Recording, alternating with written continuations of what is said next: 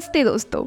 आज हम ग्वाटेमाला की महिलाओं की मनमोहक दुनिया का पता लगाएंगे, जिन्हें अक्सर विश्व स्तर पर सबसे छोटी लेकिन सबसे खूबसूरत महिलाओं में से कुछ के रूप में पहचाना जाता है।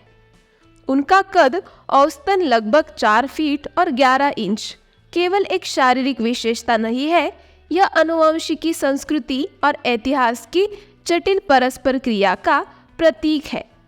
इस यात्रा में हम उन कहानियों, उनके सामने आने वाली चुनौतियों और उस भूमि की अविश्वसनीय सुंदरता के बारे में जानेंगे जिसे वे अपना घर कहते हैं।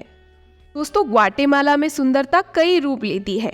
यहाँ की महिलाओं को न केवल उनकी ऊंचाई के लिए बल्कि उनके करिश्मे, ताकत और सांस्कृतिक महत्व के लिए भी जाना जाता है। उनके छोटे कद को अक्सर एक सीमा के बजाय पहचान का प्रतीक के रूप में देखा जाता है। यह धारणा देश के इतिहास में निहित है, जहां पोषण और जीवन शैली सहित विभिन्न कारकों ने शारीरिक विकास को प्रभावित किया है। ग्वाटेमाला की महिलाएं अक्सर सांस्कृतिक सुंदरता और गर्मजोशी दिखती है। उनके आसपास के लोगों को मंत्रमुग्ध कर देती है, जिससे वे देश की सुंदरता का प्रतीक बन जाती है। मध्य अमेरिका में स्थित ग्वाटेमाला की सीमाएं मेक्सिको, बेलीज और होंडुरास से लगती है। इस रणनीतिक स्थान ने ऐतिहासिक रूप से इसे व्यापार और सांस्कृतिक आदान प्रदान का एक महत्वपूर्ण केंद्र बना दिया है।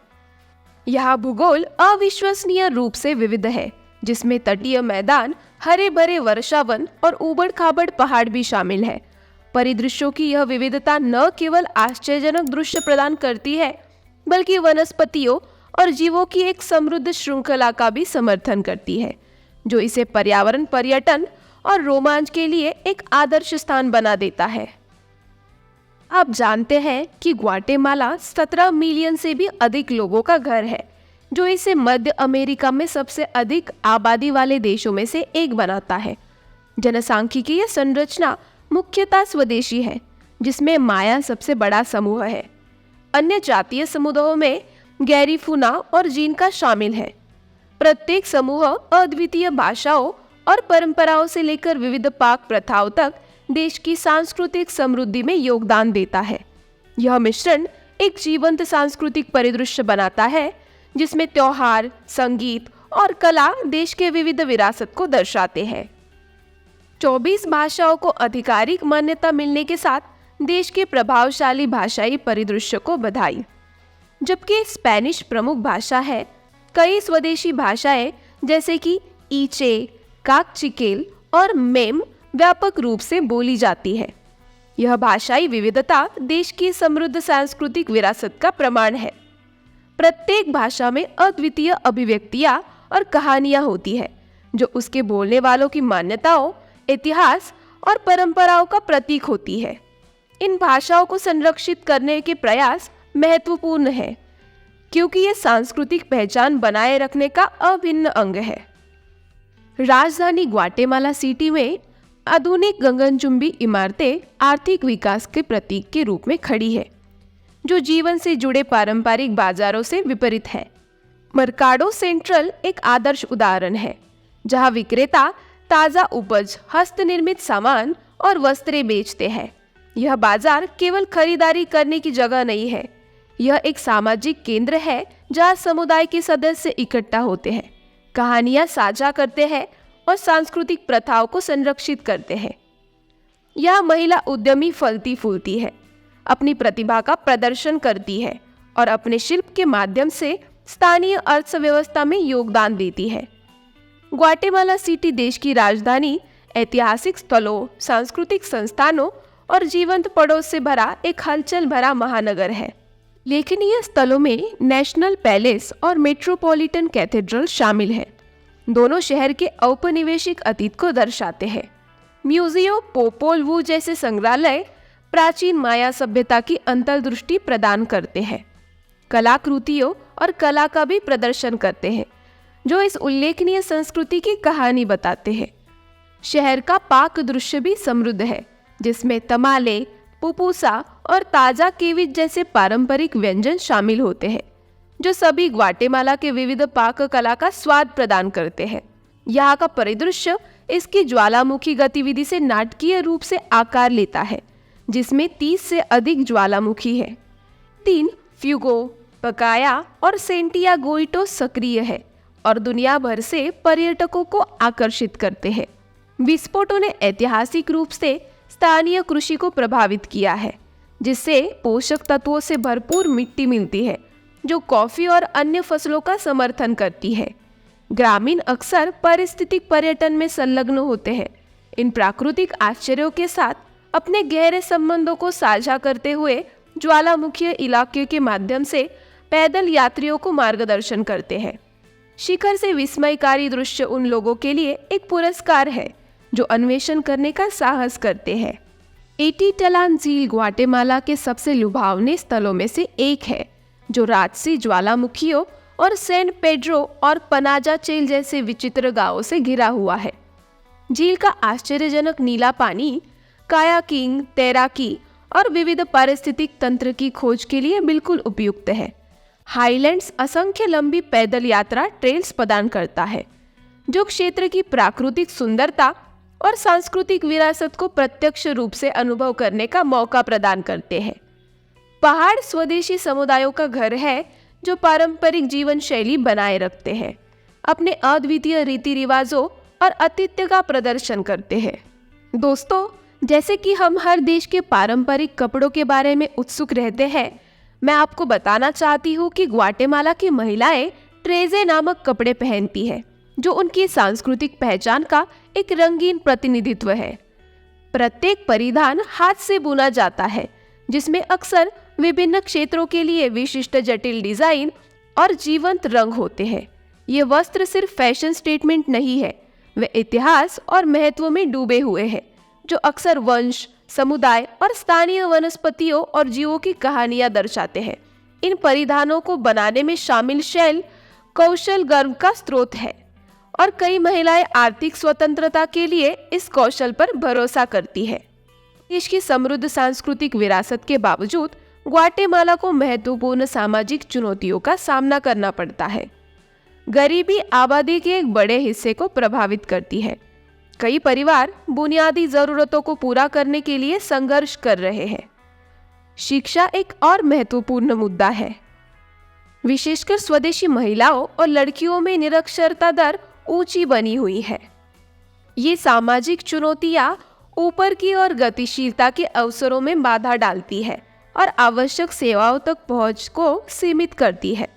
हालांकि सामुदायिक पहल और गैर सरकारी संगठन विशेष रूप से महिला और बच्चों के लिए शिक्षा, स्वास्थ्य देखभाल और आर्थिक अवसरों में सुधार के लिए काम कर रहे हैं। और सशक्त पक्ष ये है कि ग्वाटेमाला की महिलाएं अपने समुदाय के उत्थान के प्रयासों में सबसे आगे हैं। कई लोग स्थायी रूप से फसल उगाने के लिए पारंपरिक तरीकों का उपयोग करते हुए कृषि में संलग्न हैं। वे सरकारी सम्मतियों में भी भाग लेते हैं, जो संसाधनों और प्रशिक्षण तक पहुंच प्रदान करती है। महिला कारीगर सुंदर हस्तशिल्प और वस्त्र बनाती है, अक्सर अपने उत्पाद स्थानीय और अंतर्राष्ट्रीय बाजारों में बेचती है। यह उद्यमशीलता की भावना परिवार के समर्थन में एक महत्वपूर्ण योगदान है और गरीबी के चक्र को तोड़ने में मदद करती है। महिला सशक्तिकरण को राष्ट्रीय विकास में एक महत्वपूर्ण कारक के रूप में तेजी से पहचानना जा रही है। ग्वाटेमाला अपनी उच्च गुणवत्ता वाली कॉफी के लिए प्रसिद्ध है, जो ज्वालामुखीय उच्च भूमि में उगाई जाती है। कॉफी की खेती संस्कृति में गहराई से अंतर्निहित है और कई परिवार अपनी आजीविका के लिए इस पर निर्भर है। हालांकि कॉफी किसानों को जलवायु परिवर्तन और बाजार की अस्थिरता सहित महत्वपूर्ण चुनौतियों का सामना करना पड़ता है।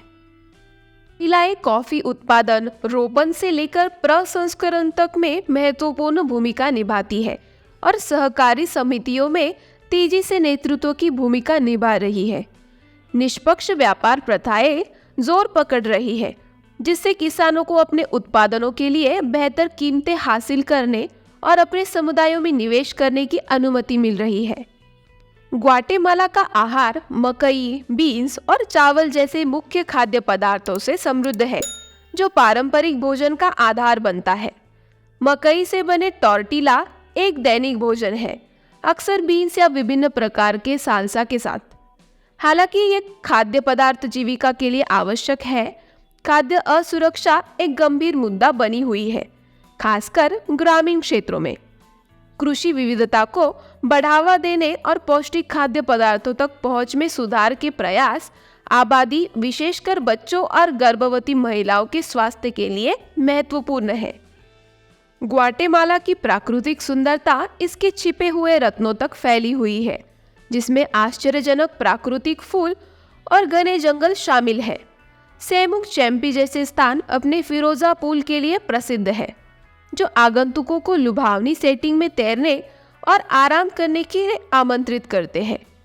जंगल जैव विविधता से भरपूर है, विदेशी वन्य जीवन और पौधों का घर है। इको पर्यटन पहल स्थानीय समुदायों को आर्थिक लाभ प्रदान करते हुए भविष्य की पीढ़ियों के लिए इन प्राकृतिक संसाधनों को संरक्षित करने के महत्व पर जोर देते हुए संरक्षण प्रयासों को बढ़ावा देती है। प्राचीन माया मंदिर विशेष रूप से टीकल में विस्मयकारी स्मारक है, जो इस प्राचीन सभ्यता की स्थापत्य प्रतिभा को दर्शाता है। ये स्थल न केवल पूजा स्थल है, बल्कि राजनीतिक और सामाजिक जीवन केंद्र भी थे। इन मंदिरों की भव्यता माया विरासत और खगोल विज्ञान और गणित की उनकी उन्नत समझ की याद दिलाती है। इन खंडहरों को देखने से व्यक्ति अतीत से जुड़ सकता है और समकालीन ग्वाटेमाला वासियों के लिए उनके सांस्कृतिक महत्व को सराहना कर सकता है। माया गांव में ऊंचाई अक्सर सांस्कृतिक गौरव का प्रतीक बन जाती है। महिलाओं के अद्वितीय कद को उनकी विरासत के हिस्से के रूप में अपनाया जाता है। स्थानीय रीति रिवाज समुदाय और परिवार के महत्व पर जोर देते हैं, जहां प्रत्येक व्यक्ति सांस्कृतिक संरक्षण में भूमिका निभाता है। त्योहार और पारंपरिक उत्सव इन पहचानों को सुदृढ़ करते हैं, जिससे लोगों को संगीत, नृत्य और पारंपरिक पोशाक के माध्यम से अपने सांस्कृतिक गौरव को व्यक्त करने का मौका मिलता है। ग्वाटेमाला के वस्त्र अपनी सुंदरता और शिल्प कौशल के लिए जाने जाते हैं। प्रत्येक टुकड़ा एक कहानी कहता है, जो जटिल रूप से डिजाइनों से बुना गया है, जो बुनकर की संस्कृति और समुदाय को दर्शाता है। महिला कारीगरों ने इन परंपराओं को संरक्षित किया है, जीवंत वस्त्र बनाए हैं जो उनके पहचान के प्रतीक के रूप में काम करते हैं। स्थानीय कारीगरों का समर्थन करके और निष्पक्ष व्यापार प्रथाओं को बढ़ावा देकर उपभोक्ता इन सांस्कृतिक परंपराओं की स्थिरता में योगदान दे सकते हैं और महिलाओं को आर्थिक रूप से सशक्त बना सकते हैं। ग्वाटेमाला का आध्यात्मिक परिदृश्य स्वदेशी मान्यताओं और कैथोलिक प्रभाव से बुना हुआ एक समृद्ध मोज़ेक है। डे ऑफ द डेड और सेमाना सांता जैसे त्योहार आध्यात्मिकता के लिए इस अनूठे मिश्रण को प्रदर्शित करते हैं। आयोजनों के दौरान जीवन जुलूस और अनुष्ठान जीवित और मृत लोगों के बीच के संबंध को उजागर करते हैं, समुदाय और निरंतरता की भावना को बढ़ावा देते हैं। ग्वाटेमाला नवाचार की प्रतिभा के जीवित प्रमाण के रूप में खड़ा है, जहां प्राचीन सरलता के अवशेष अभी भी आधुनिक जीवन के ताने बाने में स्पंदित होते हैं। दोस्तों, माया लोग टीकल जैसे विस्मयकारी मंदिरों के निर्माता से कई अधिक थे। वे बौद्धिक दिग्गज थे। भूगोल विज्ञान के बारे में उनको समझ बहुत थी। वे अविश्वसनीय सटीकता के साथ ब्रह्मांड का मानचित्रण करते थे। उन्होंने हाब और जोल्किन जैसे जटिल कैलेंडर विकसित किए, जिससे उन्हें आधुनिक विज्ञान की प्रतिद्वंदी सटीकता के साथ सौर और चंद्र चक्रों को चार्ट करने की अनुमति मिली। ये कैलेंडर न केवल धार्मिक अनुष्ठानों का मार्गदर्शन करते थे, बल्कि सितारों के साथ जीवन के लय को समन्वयित करते हुए कृषि मौसमों को भी निर्देशित करते थे। विशाल पिरामिडों और जटिल शहर लेआउट में दिखाई देने वाली उनकी वास्तुशिल्प निपुणता, इंजीनियरिंग और शहरी नियोजन के उन्नत का उनका ज्ञान दर्शाती है। अल्प विकसित उपकरणों के अलावा कुछ भी उपयोग नहीं करते हुए उन्होंने विशाल शहरों का निर्माण किया जो सदियों से खड़े थे, जिसमें परिष्कृत जल निकासी प्रणाली और खगोलीय संरेखन शामिल थे। लेकिन नवाचार बुनियादी ढांचे तक सीमित नहीं रहा। मायाओं ने कोको बीन की भी खेती की, इसे एक पोषित पेय के रूप में बदल दिया जो आधुनिक चॉकलेट का अग्रदूत था। उन्होंने कलात्मकता के साथ व्यवहारिकता का मिश्रण करते हुए जीवंत वस्त्र और मिट्टी के बर्तन बनाए। आज ये परंपराएं ग्वाटेमाला के ऊंचे इलाकों में कायम है, जहां कारीगर रोजमर्रा की जिंदगी में माया प्रतिभा के धागों को बुनना जारी रखते हैं, जिससे साबित होता है कि नवाचार सिर्फ प्राचीन इतिहास नहीं है, यह जीवंत और संपन्न भी है।